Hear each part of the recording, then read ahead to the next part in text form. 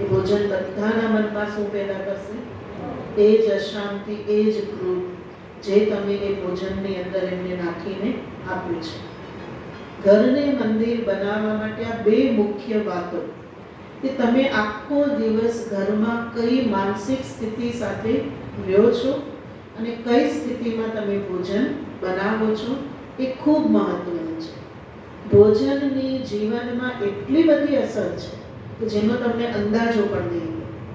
એટલે આપણા વડવાઓ છે કહીને ક્યાં, જેવું અન્ન એવું ઓળખાય, જેવું અન્ન એવું મન, જેવું પાણી એવી વાણી.